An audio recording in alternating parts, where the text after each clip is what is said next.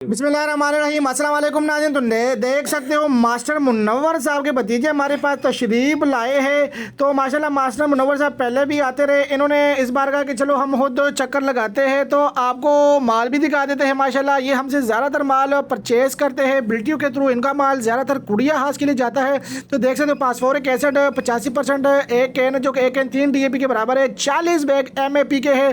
तो ये एक बैग 1 DAP के बराबर है। 12% इसके अंदर यूरिया है, 61% इसके अंदर फास्फोरस है और फुल तेजाबी का है। प्लट इसको आप कर सकते हो, स्प्रे आप इसको कर सकते हो। अगर इसकी प्लट की बात करें तो 12.5 kg पी एकड़ इसको आप प्लट कर सकते हो, 1 kg इसको आप स्प्रे कर सकते हो।